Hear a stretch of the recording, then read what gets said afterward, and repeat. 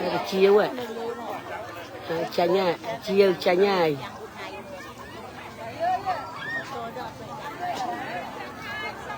đây là chiếu ạ, chanh nha này là chiếu, nữ,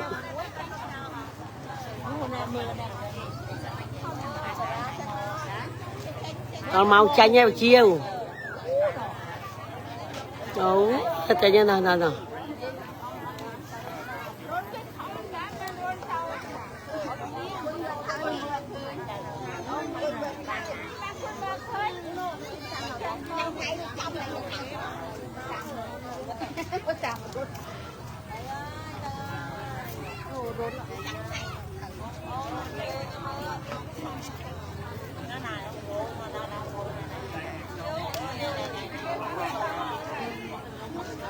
Màu chanh nha sạch chia rồi. Cái chiếu đâu vô với chanh nhá nào chanh này màu chanh nha này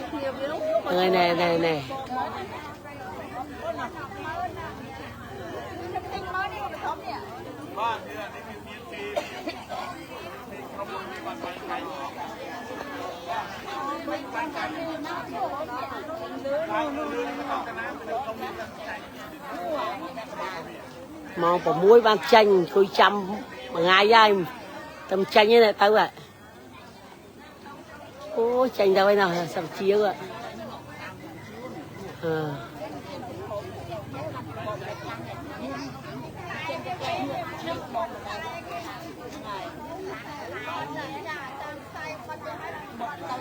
Sai với chanh như nào.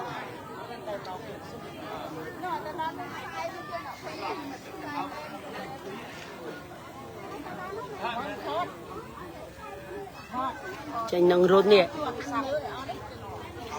Chanh nha.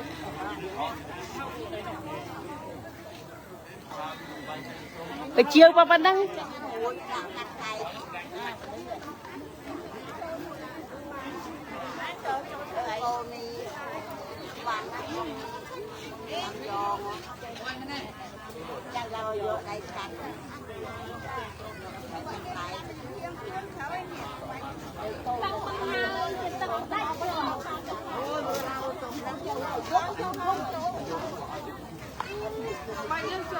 Nông mà nan chăm phải chiêng mà chụp pi màu chiêng ở tầm chanh ấy đi màu của muối chanh mà không.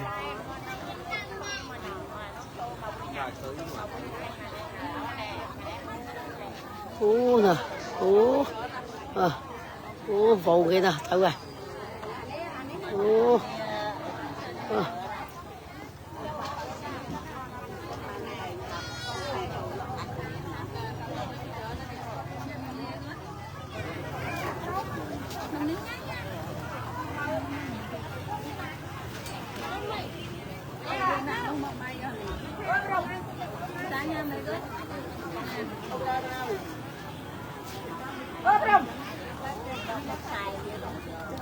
Sai chanh tao vậy chiếu vậy.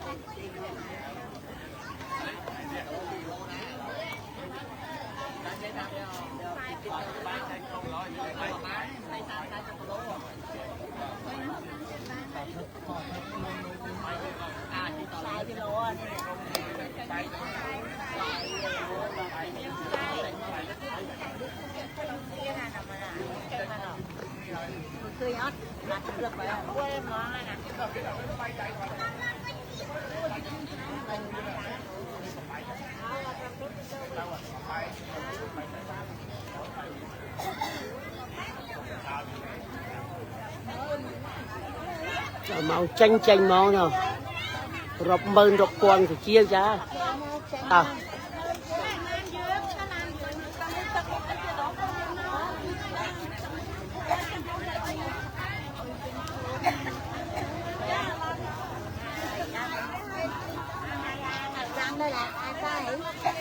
nè chanh trong rung ấy nè run thì chanh như này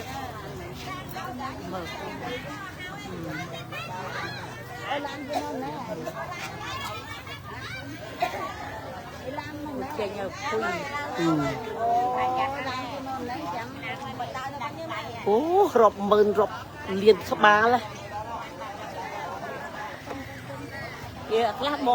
lá bộ tao bộ mau rồi từ nào từ từ ná đi đi ơi từ bên nào nào